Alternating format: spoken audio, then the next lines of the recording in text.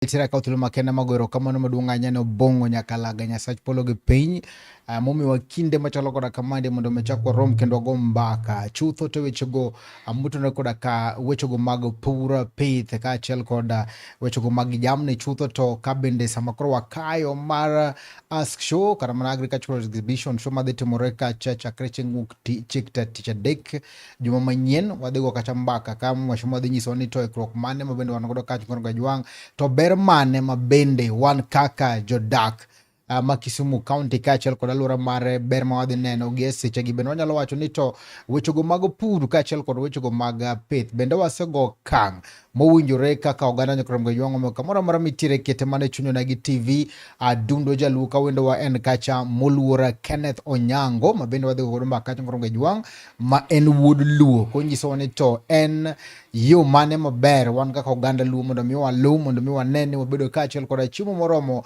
kawuok e puothewa kaachiel kod gigo mabende wapidho nyakrom ga ywang' luo Facebook pages magwa Chuny Onagi TV, TikTok Chuny Onagi TV, YouTube page Chuny Onagi TV. Tarehe 16 dwe mar abiriyo higa 2026 kama tai chenro ni en Steve James aka Nyakwar Nyaronyo 1 to giesa machalo koda kamande wan kaachiel koda inyalo dende ne minister Nyakwar mag ywang' mabende wan godo kando dichieng' ma kawuono e wechego mag pur pith kod ohala motudore kaachiel kod wechego mag pith nyakrom ga ywang' kete mana kandi wechako chenro neno machalo koda kamandie mheshimiwa.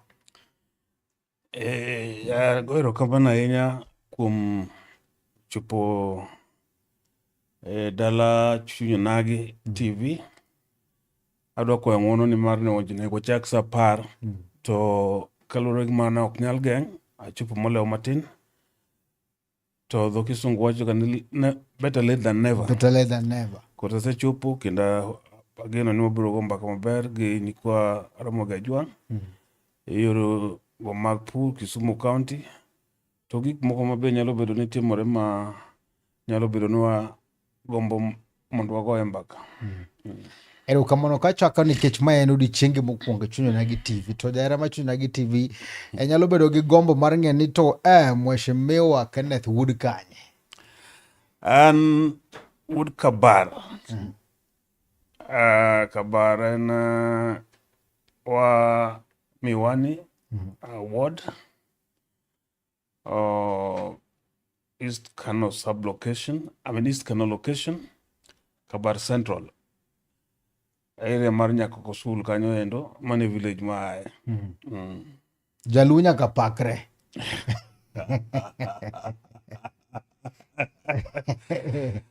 Pakruok chiemo ng'ini Mandela. Mandela nye puonja kaka pakra.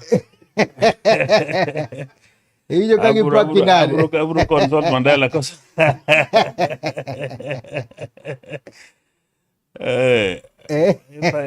Baba ne luongo nyathi rao. Nyathi rao? Koro abana nyathi rao. Koro in wuod koro in nyathi rao? Ana nyathi rao. Kata wuod rao? Nyathi rao en nyathi rao. Nyathi rao en to nyathi rao? Kata nyathi rao en rao? Erokamano maduong' ahinya. Kawachako to nitiere ngero moro kama bende jodongo nobedo piny mogoyo kane gin e tie ng'owu.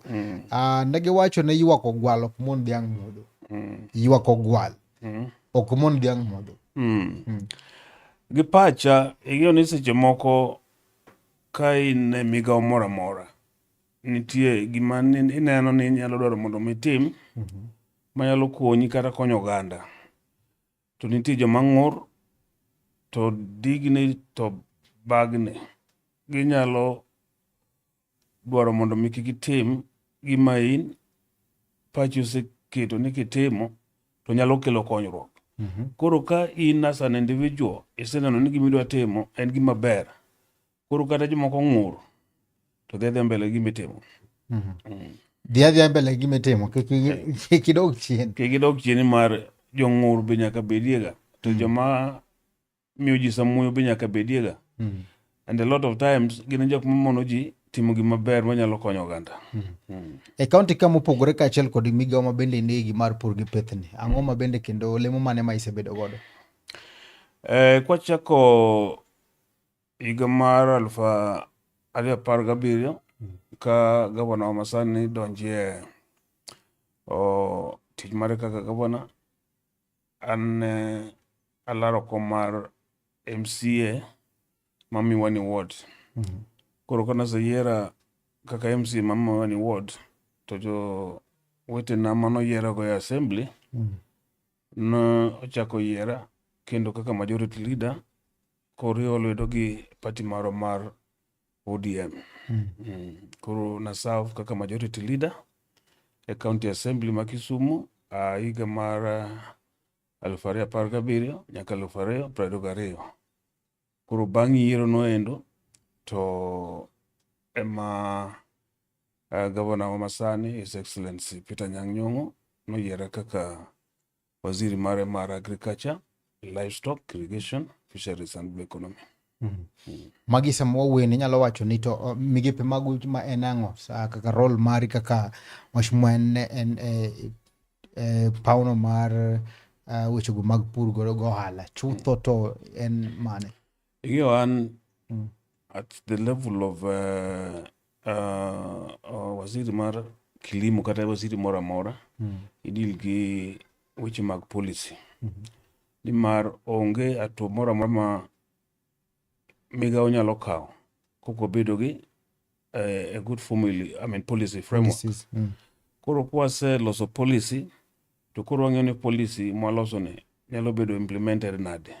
Koro policy no ema koro miyo technical team ma wan go endesha weche mag kilimo directorate mopogore opogore nikech wan kaka migawo mar pur wan gi directorate mar rech, directorate mar crops gi irrigation, directorate mar livestock to gi directorate mar veterinary. Koro magi endi nyaka obed gi policy framework manyalo miyo migepegi ringe yo makare. Yes. yango ni donjo office en polisi mane mabende samoro ni ise spearhead meneno ni mae monyalo tiyo godo kama wase spearhead policies mang'eny kaka wasebedo gi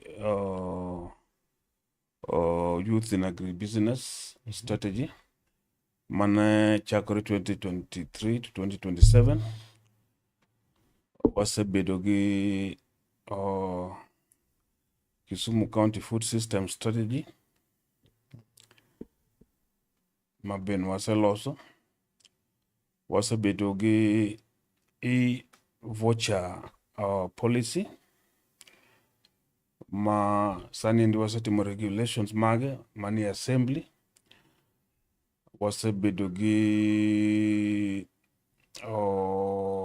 bills benti mosekalo kaka mar FIF Facility Improvement Financing Act makoro miyo facilities mago machalo kaka Maseno, machalo kaka Agricultural Mechanization Services, machalo kaka slaughter, Mamboleo slaughter. Koro ginyalo generate income to gi retain incomes go mondo mi gibed gi pesa ma ginyalo defray go cost ma gin ka kila siku. Ng'eni ndalo machon cha kane for example wan gi welo Maseno kucha kata when any activity to ka okwayudo pesa CRF to onge kaka operate. Ting'eyo CRF nigi bureaucracy ma nyalo make it very difficult mondo mi uti maber. Koro Facility Improvement Financing Act koro nyiso ni what generate income to the facility retain 80% of that income to at the end of the financial year to remit to CRF 20%. Koro nyiso ni jogi nigi pesa ma ginyalo tiyogo at any given time ma gin gi activity centers ma kwano goendo. Erokamano maduong' ahinya. Kineno agriculture kata mana wechego mag pur mabende wan kacha gi pith, wan gi pith mag lo, wan gi jamni gi achiel ariyo adek. Ere gino mabende koro sani timo maberie moloyo? Pith gi to timo maber te. But gima duong' ma akwayo oganda marwa ni nyaka koro wawuogi uru ng'iyo pur kaka subsistence activity to wang'iye kaka commercial. Nyiso ni samidwa gine donji pur mimea mora mora nyaki do the maths. Ki invest for example 100 ang'o midhi yudo e investment mari noendo. Egini seche moko for a very long time kata mana in kwa for example inyalo puro kao tenge puro go puodho, inyiew kodhi, inyiew fertilizer, ichulo labor. Chieng' mikeyo cha kiyudo kata mana gundi 5 tikoni keyo maber kabisa to king'eyo ni to pesa mane tiyogo mondo mi ike en pesa di. So you must actually do the maths. Kwa timo the maths wang'iyo ni kitiyo gi siling 10 tidhi yudo pesa di to andi en pesa di. Koro kwanyalo commercialize agriculture mane kwanyalo dhi maber. To kendo waneno kaka sani ni mar ing'iyo ni kane achako tich noyudo ka ne wan gi staff matin kabisa. Koro nadhi ma awuoyo gi jatendwa ma en His Excellency the Governor manyisi the need mondo mi wabed gi staff. Ni mar ka wan gi staff koka jogi nyalo timo proper extension services to the farmer. Mano ndiknwa ji around 120. Koro sani waneno ka for example pith rech. Pith rech sani endi jogo koro timo as a commercial activity. Ma kaka BMUs maga mowango gisebiro kanyakla ma gifomo giloso cooperative maduong' miluongo ni Uvuvi Circle. Uvuvi Circle niendi koro nyalo miyo jowa capital matimo gang'owa ohala. to kendo wase kelo negi support from partners mopogore opogore. Koro yudo ka sani endi bath nam ma Kisumu West kadhi nyaka Seme, yudo ka sani ji ok donje cage farming kabisa. Kendo yuto ma ni cage farming kanyo endo koro ni malo kabisa. Yudo ka, for example, in Ogal Beach, every day gikayo about 5 tons of fish. 5 tons of fish, you can imagine ni mano pesa mang'eny kabisa. To en timore kamano ni mar koro ging'e agriculture as a commercial, fishing as a commercial activity. E ndalo machon cha, ji ne nyalo dhi e nam. Ibede nam to the whole night. To kiduogo, kiyudo pesa. Ichame kech ing'eni kinyi tibiro nok nade. Kinyi dok yude kendo. Koro the idea of saving was not there. Koro mae ma watemo mondo wajiw jowa mondo tibiro nok nade. Oken.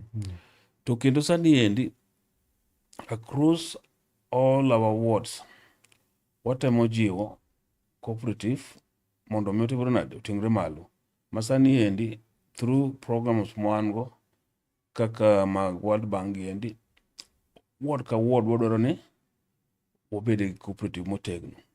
Chieng' moro ne an gi bura moro mar jo pur pamba. Koro wasenyiso joge ni cooperatives mane ward gi wadwaro mondo circles wadwaro mondo wa strengthen gi wabed office wa mi activities mag bed computerized. Koro mondo mi otim mano nitie conditions ma dwarore. For example, nyaka obed gi audited accounts. Koro wada nyiso jogo ni you've qualified for grants mag 700,000 mondo strengthen go activities mag office. But mondo mi books gi obed audited, idwaro 13,000. So for nearly 1.5 years, jogo nyal raise 13,000 mondo yud 700,000. Koro mano momiyo gima nyaka wajiw motegno kabisa en nyaka obed gi cooperatives. Because sirikal through agencies ma deal gi agriculture ok nyal miyo individuals support. As an individual, onyalo mana miyo ji support a groups maka kaka ma cooperatives. And I've been to these places 2 weeks ago. Nana aero the rice farmers, I stressed to them they need mondo mi bed cooperatives because the help is there, the money is there.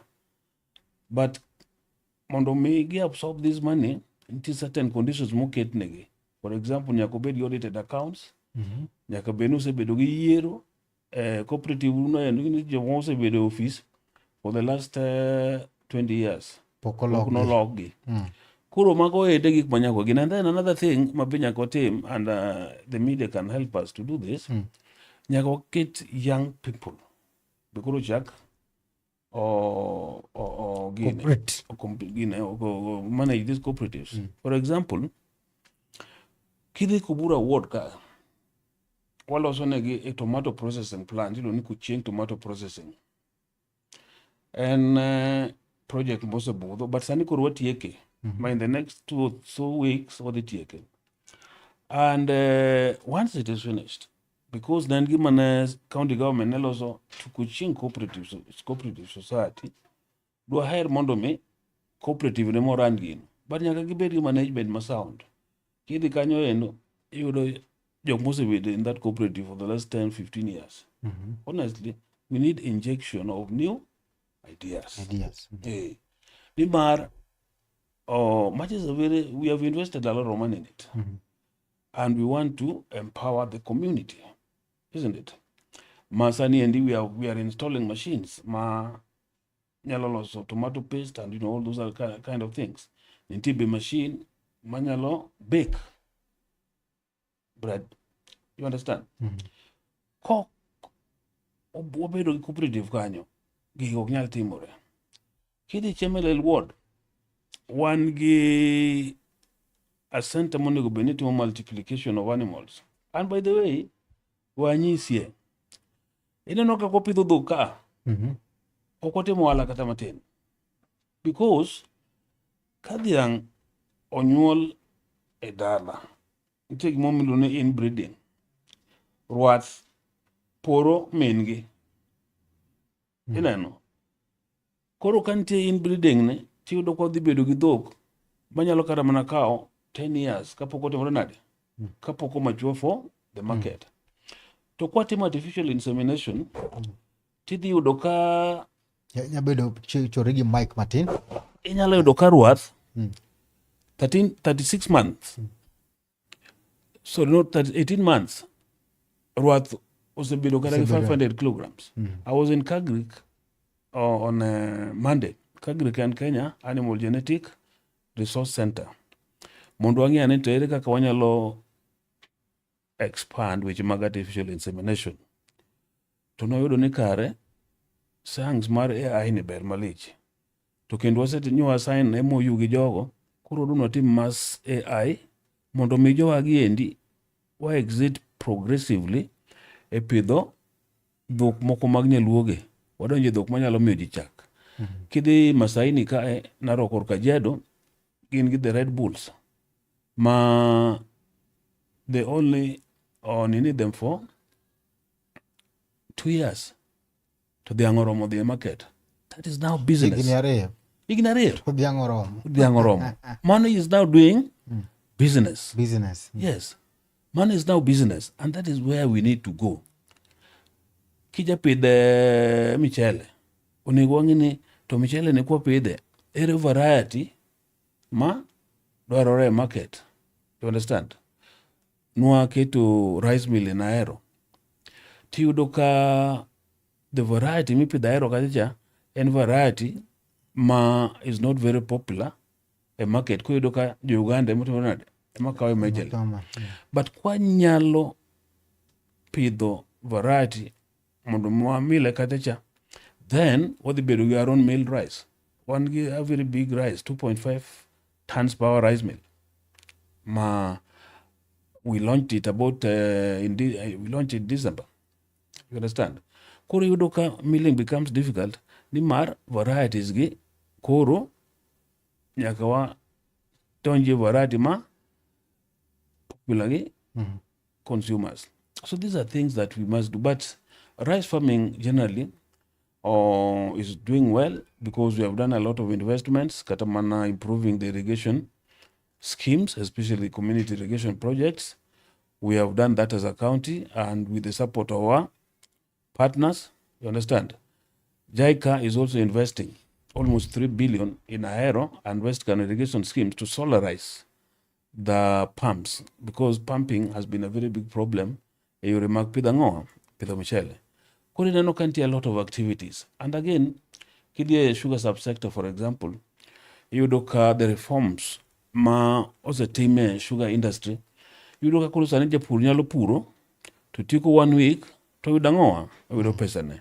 And of course, Nyakwa thank the national government ekum subsidizing farm inputs. Niman sani endi, one subsidized fertilizer, one subsidized maize seed. Ma Kisumu County ka no say profile all our farmers. More register ge. Ma every time ma in ripe to receive fertilizer or katamana kodi marbando tiyudo alati simbi ni the National Cereals and Produce Board mondo mi yuda ngoa yud kodi kata yud fertilizer. Koro magi endi gin gik moko mwatimo kendo wan gi geno ni jowa be onego embrace gi mondo wangi pur kaka gima nyalo timo ang'oa nyalo miwa yuto. En awe marach kabisa owadwa ni yudo ka kidhi e gwenge wagi endi to jowa monego beni timonwa tije mag pur koro ok nyal timo ang'oa ok donji e pur gina jomoko ma gina pap kachacha girito josiasa gigo kad koro yudo ka mine ma age cohort mar 50 and above giwuone mane that age cohort emodich gi weche mag ang'oa mag pur. Koro mago endo be gin gik moko manyaka wabed gi paradigm shift mondo mi walok because one kane wadongo it was not you are not even to be told ka olor skul to ng'eni nyaka itim ang'o, nyaka idhi e puodho. Nyaka idhi e puodho. Yeah. So nitie gino ma bende utimo Kabonyo Kanyagwal. Nitiere sirikal ne loso gimoro kanyo Kabonyo Kanyagwal. Jogo mag pidho fingerlings gi jomoko. Oh yeah, sure. Machicha na en a project manitimo gi the national government through the support mar the Hungarian through the support mar Hungary. Phase 1 osetim and wan gi geno ni financially mantie ni endi idhi chak phase 2. Kosetieke en kama wadhi time incubation mar fingerlings. Koro because ne en capacity mar golo almost over a million fingerlings in a cycle. To koro mano endo, the idea ni ing'eni kidhi kata mana Lake Victoria iyudo ka jowa ni mar wan gi tabia mar lupo gi nede ma ok oyiego. Iyudo ka kata lupo kuonde ma onego bed ni lupe kech gin kuonde ma rech nyalo nyuole. Iyudo ka koro gine mar rech natural waters koro dok piny kabisa. So it is believed ni kwanyalo bedo gi a center minyalo gole fingerlings mang'eny kamano. It can onyalo konyo to replenish the fish stock mane ni natural waters go endo. Koro mani achiel kuom. But again, ing'eyo ni fish farming kaka the blue economy in general nigi a very huge potential. Ma kwanyalo yudo fingerlings mayot kendo machiegni to mano nyalo konyo mondo mi watim ang'o wa expand fishing in Lake Victoria and especially karwa in this region of the LREP counties. Ina mada penji, nitiere gino ma bende samoro ya thiro jogo ma bende go and pur. Kwa chako gi sekta ma mchele. Bende un kaka jotend county kata mochung' ne wechego mag pur. Bende kaka ukonyo jo ohala gi yudo kata mana chiro ma ginyalo use mchele gi. Use mchele mwagolo Kisumu County. En mana michamo locally lakini onge market oko. You know, en very ironic. Ne inyalo wach ni michele onge gi chiro and yet our production capacity is just around 30%. Usually one get deficit of 70. Can one get deficit of 70? Usually maroni monego beni euro market mokwongo before we even import. Koro njene as a county government ing'eni wasebedo gi a very big problem gi Uganda. For example, of course, give me your market. But market, you know, and a double-edged sword. Nimar kagi come mchele jako bedo milled, to give you all byproducts. So it's like we are exporting job opportunities. Kato kagi said those byproducts, to gi chakurugi also know as fish feed, kata mana as poultry feeds. Koro ng'ene gine mag yuto gini. Koro nyichwa dwa loso policy moro kan mwawuoyo gi Agriculture and Food Authority. To koro waneno ni mondo mi walos policy kaka county is not going to be helpful. Koro nitie policy mwada loso as the LREP counties. Mondo mi counties mipidhe michele wang'in to kopidh michele wadwa export a condition mane and milled koso ken milled. For example, look at the Tanzania. Okinyal yudo ni Tanzanians uso ne Kenya kata Uganda michele moko to bro nade moko bedo milled moko bedo milled. Koro wambo paro ni we must take a policy initiative mondo mi wabed gi that sort out that problem.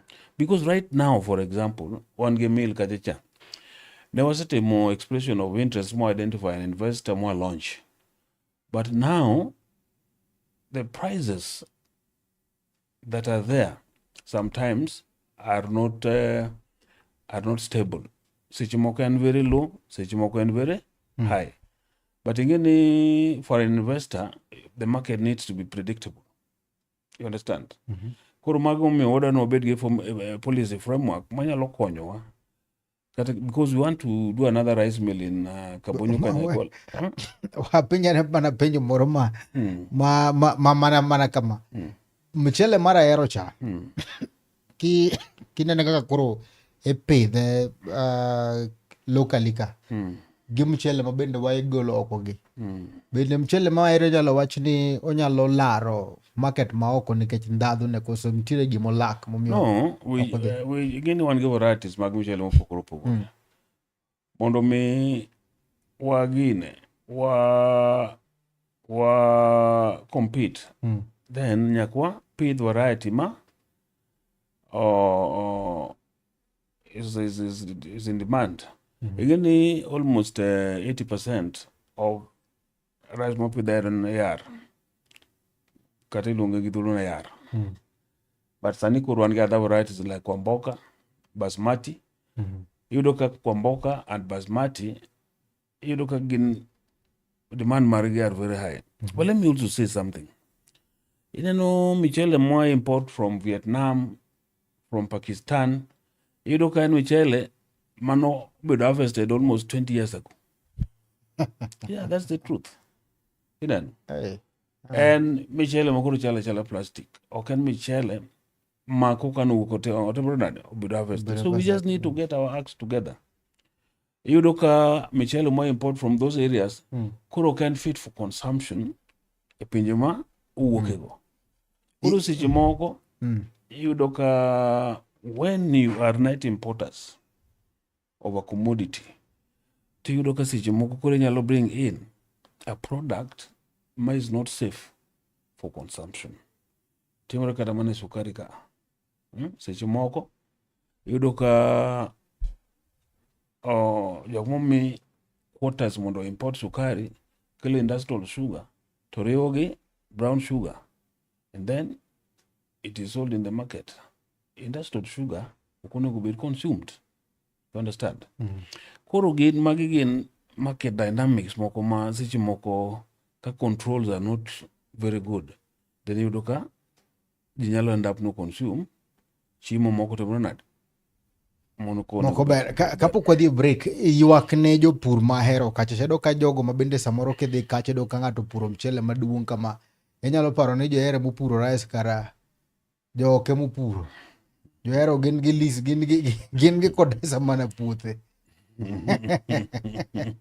Sirikal odagi konyogi. No, ing'e gima timore. Bado timore mheshimiwa. Yeah, I was chimuro na johero onge puothe. Chiemo na ahero. By the way, yudo kata Korea sani puro michele ahero.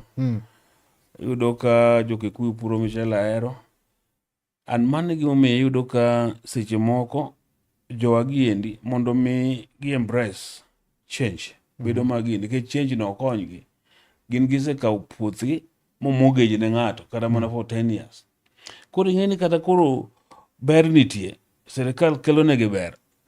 To ber no ok onyal neno. And we told them, ningini mokwongo, kata kidwa bedo official, kidwa bedo chairman mar UOA, kata kidwa bedo chairman mar scheme chairman, then nyaka upenjri to bin gi puodho.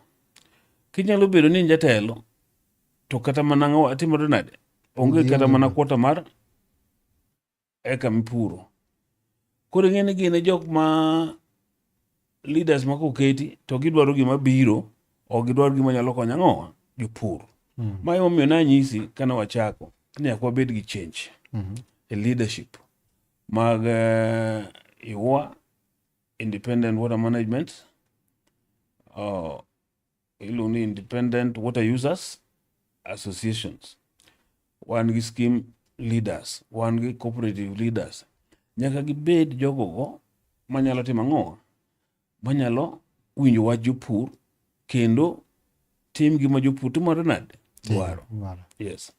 Erokamano, wadhi e break matin, ka waduogo to waduogo e wechego mag as kata mana chenro ma bende koro dhi timore kacha chieng' tich adek mambo leo wan kacha kaachiel kod show nyakoro mga juang matimore kacha higa ka higa pile ka pile winjoga mana ni show mambo leo wan kande kaachiel kod jatelo dhi nyiso ni to ang'o ma bende wadhi yudo kacha kata men ber mane ma bende nitiere kacha momiyo an kaka jadak ma Kisumu kata ng'ama bende koro wuok e alwora ma Kisumu onego bed nachopo kacha mondo mi adhi ane gi wang'a nyakoro mga juang bed kete mondo chunyna gi TV waduogo bang' sama chuok.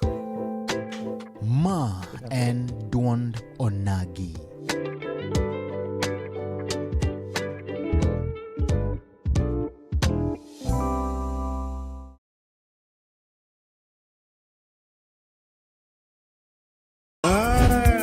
Chuny Onagi TV. Chuny Onagi TV, Adundo Jaluo.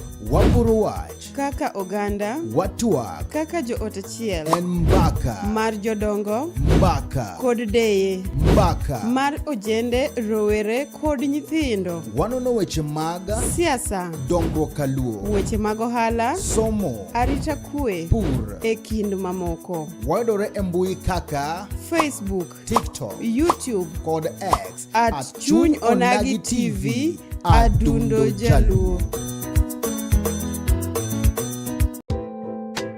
Ma en duond onagi.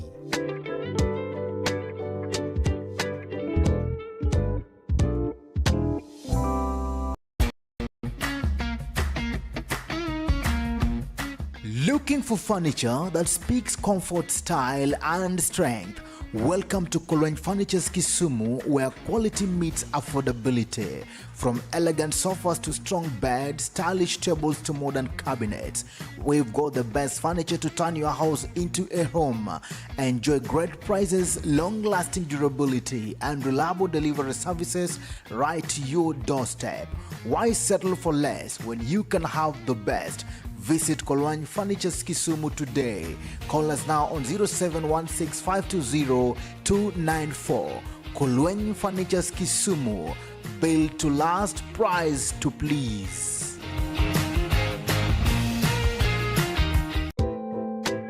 Ma en duond onagi.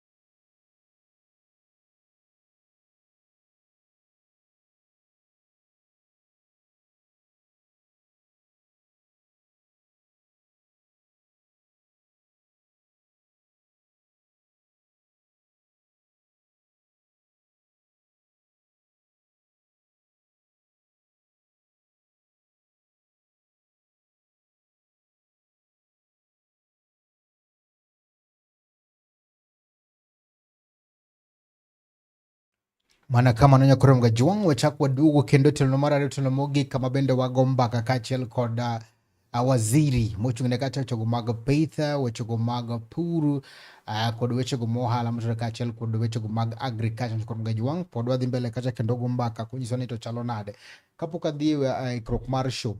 Nyisa ni weche go mag irrigation sani chalo nade? Irrigation, watemo invest ahinya e yore mag irrigation. For example, Kaka County Government of Kisumu through NAFCDP, where they invest almost 50 million in 3 irrigation, community irrigation schemes. One ga long irrigation scheme, Mantium Bay Ward, one gi West Kano irrigation scheme, Bakorom irrigation scheme, Nikobura, West Kano ni Kabonyo Kanyagwal. And then one Genya Chod irrigation scheme, man East Kanwawidi.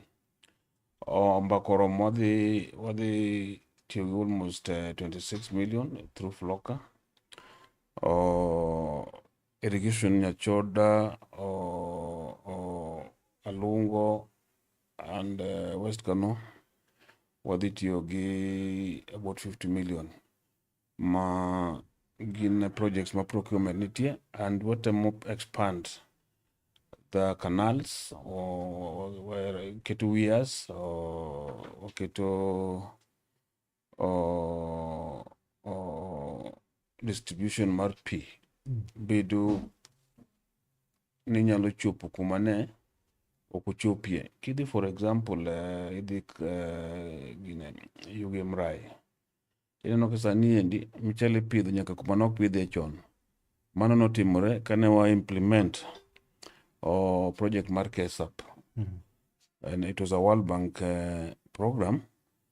Koro ne watemo promote community irrigation schemes, and iyudo ka the success story, for example, mar Kisumu County, and indeed any other county man gi World Bank supported program, iyudo ka we have really tried to increase the areas of land and irrigation.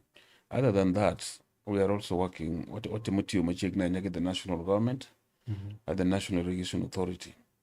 Yudokasani, for example, Nasenyisini Kidi Aero and the Western irrigation schemes. What a moment of me will increase the areas man irrigation by, for example, what pump out the waters man pong kundema nipure as a result of backflow. Kidi West Kanwa backflow nkuro no biro mochamo nyaka kundema nipuro. Kuro na the National Irrigation Authority or install new pumps makoro is pumping away pigego mawuok e puodho kendo teroge e nam. Kidhi Ahero yudo ka sani endi soon wachako launch program mar JICA madwa timo embankments along River Nyando mondo mi flooding ma ne timore makoro ne ketho puothe ka nyalo dok chien. Kendo wadwa line up the canals mondo mi reduce seepage mar pi. Kechingeni ka canals ok obedo lined, tiyudo ka pi timore nade? Dhi piny mang'eny. Koro wadhi line and then wadhi solarize the pumps. Kechingeni cost mar electricity ni malo kabisa. Koro kwatiyo gi solar pumps, tidhi yudo ka inyalo kata na tim 2 seasons in a year. Nimar koro cost mar goyo pi koro domre nade? Koro dok chien. Wageno ni magi endi gin interventions madhi konyo mondo mi otim rundruok nade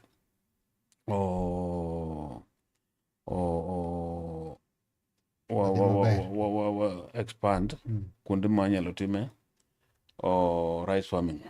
To bende kata mana sani endi, I hope this is not so directly answering the question. Mani gin tapara ne important. Iyalo ka kane ochako uru Mamboleo slaughterhouse ni nana achiel kuom slaughterhouses mani duonga. Ne gin only 3 slaughterhouses.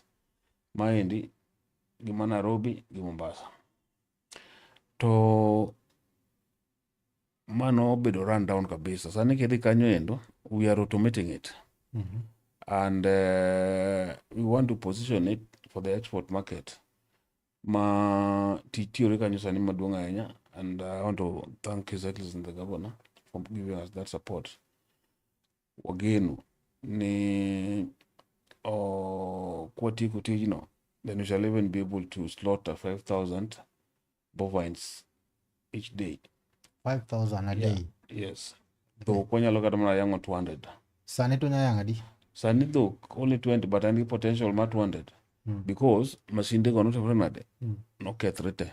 But sani endi nyuase nyiewo kendo gibedo install new machines, new rails. Like sani udoka, we have installed about 6 rails mag small animals. They were not there. 2 rails mag large animals. And at each stage, the process will be automated. Kidwa yango kata mana skin, or kuri tigi pala, one get the hiding machine.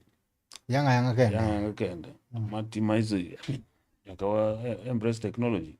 So these are things ma wadonwa tim mondo mi kata koro gavana wuok tich to legacy mar Bernard udong asisi kuchung tomato sani ndi transfer of technology watimo ne wagero college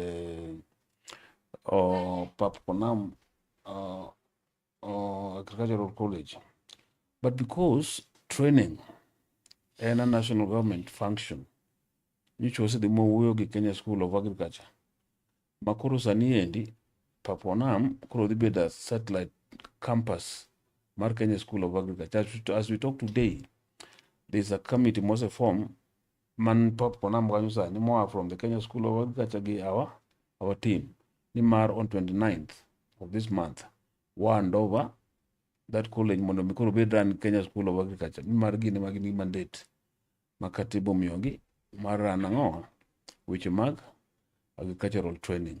But again, yudo ka the national government mabe nigi pesa manyalo timo ang'o, manyalo timo expansion and manyalo timo training adequate.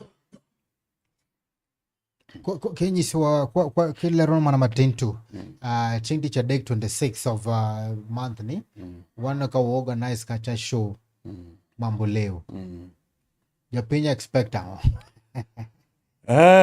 Show ni weche mang'eny, but the most important thing na japur en ni wan gi gimiluongo ni knowledge transfer and technology transfer. Ini seche moko inyalo puro tika ni bandi pidho yo mane, onego wati gi mbolea mane, onego wati gi variety mane, because iyudo ka wan gi lowo mopogore opogore, wan gi black cotton soil, wan gi loamy soil, wan gi sandy soil. Ang'o ma donge gi mimea mane ma donge e lopegi. Iyudo ka kuonde moko seche moko idhi areas moko to ji insist nyaka pidh bando. To bando gik ma ilo kan mar soil no ok ber ga ng'o gi bando. So kidhi kacha cha to koro idhi yudo puonj ni kidwa pidho bando onego ipidhe yo mane, to onego ipidhe e lowo mane, to onego bed gi moisture content maromo nade. Sawa. Kidwa pidho sunflower onego ipidhe spacing mare chalo nade, kata pamba spacing mare chalo nade, onego doye after how long, or herbicides mara onego tigo. Ka in e town ka wan gi miluongo ni urban farming, conical gardens technology. Inyalo dak e ot matin kama to ko nyaka bed gi puoth, right? Inyalo bedo gi miluongo ni conical garden gina gik mi iluo tibedo gi otiyo gi very minimal soil. So these are things that we must do what? Learn. We must learn. Tinyalo mana lane kidhi gine kanyo endo. Inyalo kata mana pidho gwen, tipidho a lot, tipidho rech, almost in the same setup. Koro yudo ka gwen nitie kucha cha to miyo rech mopidh kagi manyiwa, because ka gweno ogine opup to nyalo bedo manyiwa mar cham, to kendo rech be nyalo can feed on it. So mage gik ma technology ma dwarore mondo ji otim ruok nade mondo ji osom. And then iyudo ka changes be biro ga, like now jok mapuro niang' nitie variety mar niang' masani chieg gi dweche 12 as opposed to mane chieg dweche 18 cha. Samo chieg dweche 12 ne nyiso ni yuto ni bikoro timore nade ni malo kech ok idhi rita ahinya mondo mi pesa donji ofuku. To magi nyalo mana timre kidhi kama ji timore nade, ji nigi puonjruok mar yore mag pur masani. And then of course value addition kisipuro, because pur is just one stage of that value chain. You don't want to give value addition, want to marketing and all those other things. Ang'o mwanyalo tim, because inyalo kasi moko japuro tikia ni ius mimea nini kanyi. You understand? Koro kidhi kuonde ma kamago tinyalo ng'eyo ni kisepuro to is it possible mondo mi uriwru kaka jopur nimar kuriwru mu aggregate to koro un gi voice motimore nade man malo unyalo demand for or unyalo bargain for better prices. Magi gin gik mwanyalo somo. Kwatimore nade?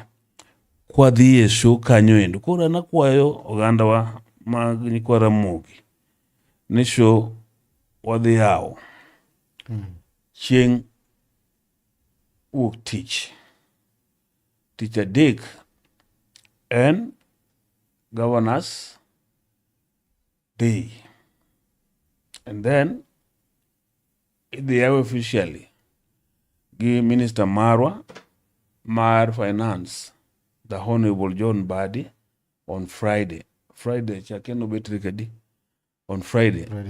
I think around 24th or thereabout. The Maromar show maigane and promoting climate smart agriculture and trade for sustainable economic growth. Promoting climate smart agriculture for trade and sustainable economic growth. Niso niya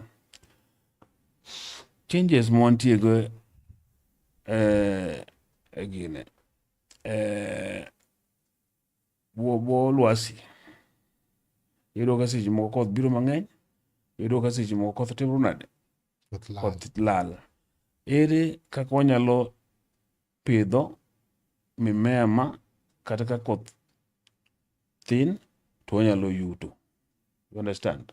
Koro magi endi to kwasetime wanyalo use nade mondo wabed ni wadongore e gino no mwatimo, because ok onego bed ni wapuro year in year out. Ichako puro kithin sani koro igombo to gima puro semito tebro nade onge.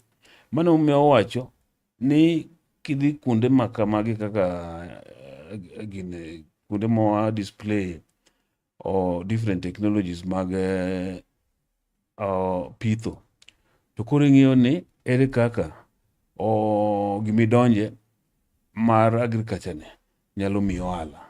And daher mar wacho ne jowa kamoro amora ma gintie ni mokwongo wadonje uru weche mag pur. And you see gimoro ma bende aywago ga pile, jowa man gi nweng'o matin mane ejwa ni endi ok ng'i pur kaka gima duong'. Ka in gi osachi moro matin to koro osachi ne mitibro nade emidayo to jok ong'eyo ni puodho ka nigi ohala maduong' moloyo. Koro dakwa kidhi Central kuchacha kata pinjo kuche, yudo ka jok matiyo Nairobi kochopo weekend to giketo mtokni e ndara gidhi ng'iyo kaka puothe gi chal, kata kaka gwendi gidhi, kata kaka dhok gidhi, nimar ging'eyo gima giyude e weche mag pur. Mano endo en gima kendo ok timre korwa koni. Omiyo aywago ga ahinya ni jowa man gi yuto matin kik kata ni yuto ni matin no en inena ng'ama spend ga kidwa tij office goze nang yeah keche we anyisi. And I usually like to give this example. Kane wandiko nyithindo tich, ene tiyo janba moro mane a graduate mar fisheries nobiro mondo wandike tich. Unfortunately noko tembrok nade noko kawe. And then wachako in Kibete facility moro miluongo ni Visanakwa ni Nyalenda ka ma or develop a business model, a bankable business model. Masani endi enge kambine ondiko almost 30 people is globe trotting. En masani partners wa tiyo kode to kuelimisha ojende ni ojende go nyalo timo ang'owa nyalo and you know so many times ka wan koda penye ni Vane, I hope he is allowed because I'm proud of him. How do you feel kadi ne wandiki to probably so this was just God sent mani gima ne Nyasaye dwaro ni and that is just an example one gi many talents jomo mosa di university motimo gik moko mopogore but ni mar pog yudo tich ng'ato paro ni mano is the end of his life. Ok ong'eyo ni Nyasaye omiyo ji potential ma is so huge makitema matini to you'll be surprised to wadingi ni no grow up ka wan fixated ni nyakwati eti office ni yakwati mang'oa ekwati I mean it is not true. Right. Yeah, and seche moko kadhie kata mana dho nam ka I see kaka young people are now getting into cage farming kendo gi pesa maginwang'o kadhi anawuok kuonde mipidhe niang'. I see jok mapidho niang' 1 week ibet 1 week ng'ato kata nigi check mar 300,000 gima ka in office yudo mana kiyudo loan ichulo higni adiwa higni adek kelo nyaka guarantors yeah so I mean that is it. Waber kabisa shoni wangne uyawe kosepod nyaka ng'ato chul gimo matin no en tie chudo moro matin but that getting show bedo ran gi ASK one no chaji it's nini mar the Agricultural Society of Kenya. Yeah, as we are just partners that are helping them because we are part and parcel of the process. So we must also work with them and in Mondomi show them a better. Gimonyalo ajiji ni ka in opportunity please the name kaka gik moko chalie show kanyo endo mopogore gi governor gi waziri bende nitiere partners moko mukelo oko kacha ma samoro ng'ato nyalo ya gi ber ng'eny kabisa so many I mean sani endi kidhi kanyo all exhibition booths osepong' one with so many partners and private sector players last time there were almost 400. Yeah, man booths mopogo. I mean, it's such a massive thing. I've not got the actual data. Actually, the SK committee today in the afternoon, Martin, but I didn't get the data. Probably any little data no later on. Ero kamano madonga ahinya kwa weche mag show matin to kaka ja siasa. 2027 ineno ni piny chalo nade in gi plan moro mopogore I don't know what you mean ingene ja siasa yeah pod wabro wacho ing'eyo ni pod time nitie niche nonyiswa gi chama ni 22nd in February around 20th or thereabout koro nyaka resign koro kochopo chieng'no kokibo neno jok mochung' kisani endi okdwa wacho wach siasa to pod on public servants you understand koro sani endi we waserve kochopo the time to bro wacho and politics be nyalo participate in so many different ways you understand. But there is time. I've been there in the political space, and I know when the time comes, then we shall be able to make that pronouncement. Inyalo resign? Yeah, why not? I resigned when I left my teaching career to via an MCA. Yeah, I resigned. Even though it was a very difficult decision then. But now, because I resigned once, and you have the experience.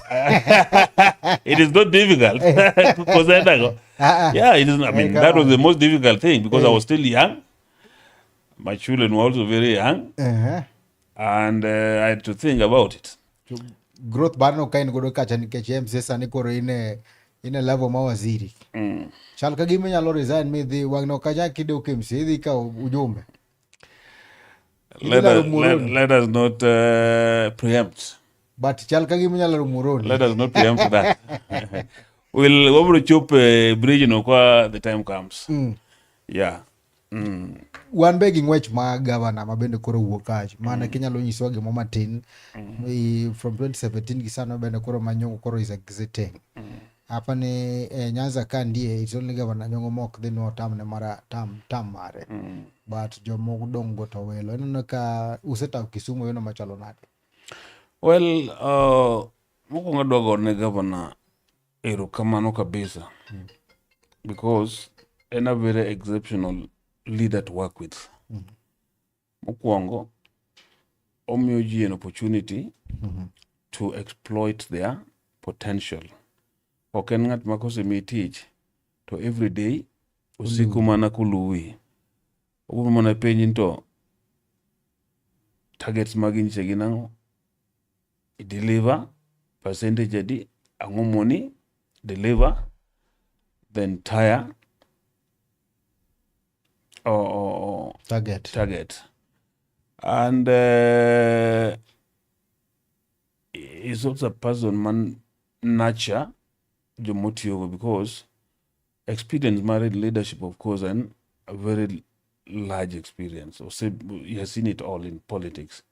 So it has been our pleasure mondo mi ati kode, first of all, kaka majority leader mare, kendo koro kaka minister mare mar agriculture. I think osemiyo my perspective about leadership widen, and it has really been polished because of the kind of a leader I've had the opportunity and the privilege to work with. And you look at another transformation in Kisumu. Sometimes people imagine that this transformation is small. It's not. We know what has been achieved. It's very transformational because of the focus of the governor, Mane Nyasaye Mosetiogo, since 2017. And my belief and hope, even the next governor will ride on the successes of what the governor has achieved. Mondomi, Gigugo, ma osetemre Kisumu for the last 10 years, they can only be improved and we do better. Manoendo is the way I look at it, and I believe that is what God will give us at the end of the day. Probably gimabe nyalo wacho ni we make politics more a bit decent, because in the recent past the issue of goons has become such a big menace. Ka the trend will continue, kaka enoendo, then people will lose their lives unnecessarily. Politics of ideology, politics of ideas, politics of development will take the backstage. Inano. Wadhi bedo koro gi siasa moro ma the nini gets it all. The person who can buy the voter. And I don't think man is a very good direction to go. Siasa moro ma is meant to help our people get employment, is meant to improve our infrastructure. Siasa moro ma can move us from where it is now to a better tomorrow. To me, that's the kind of politics Madaher Mondomi Jo or embrace. Otherwise, the trajectory Mantisa Niendi will only make Kisumu to be investor unfriendly. Again, for a very long time, what this regime has persistently fought, and that negativity man was associated with Kisumu. And you know, that negativity nemiyo koro kata mana investors nuluru biro ang'owa Kisumu. But right now, ka ng'ato biro kata mana moa e pinje maoko, then they're mesmerized gi how Kisumu is. And we have worked very hard to erase that negative perception. Kisumu is not investor friendly. Sani indi yudo kata ka idhi Miwando kuchecha. The Chinese government, the Chinese investors no biro kanyo muketo tiles factory employ almost 5,000 people, and they are continuing to do other things like nappies.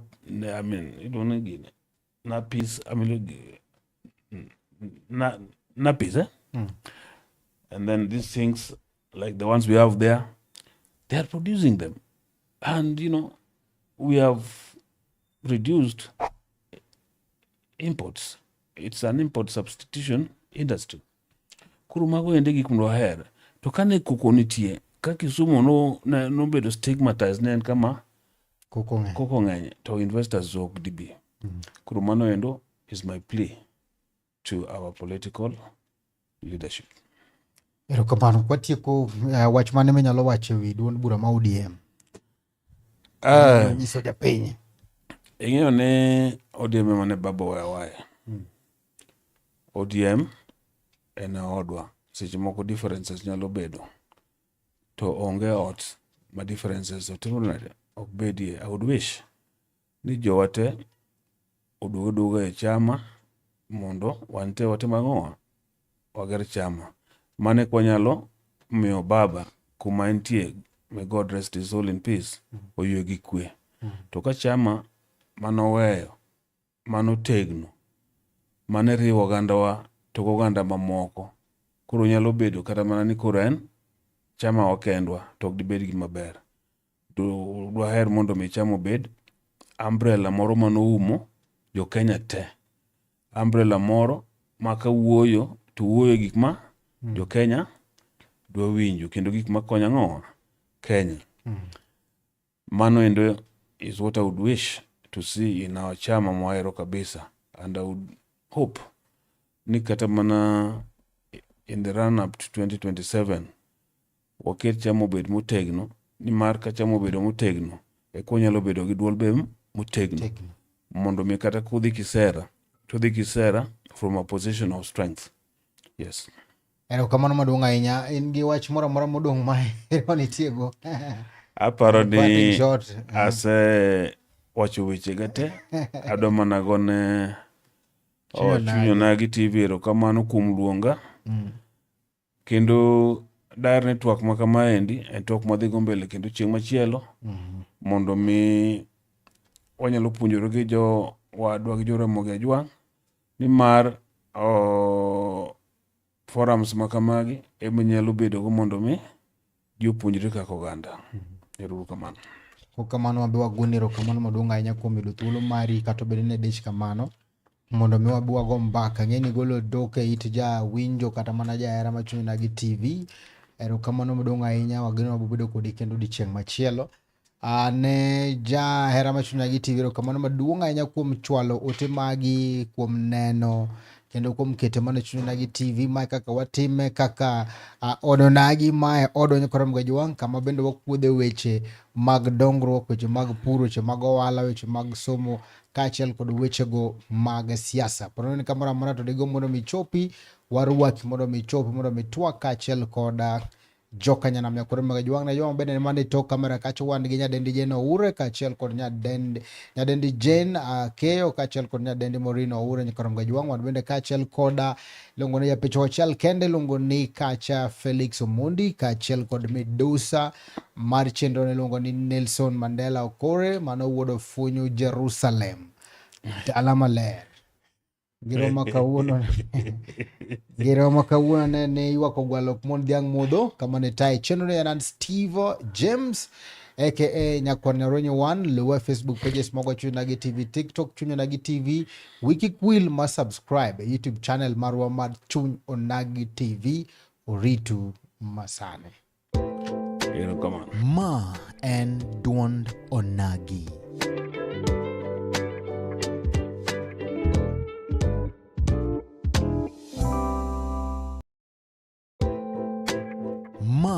en duond onagi.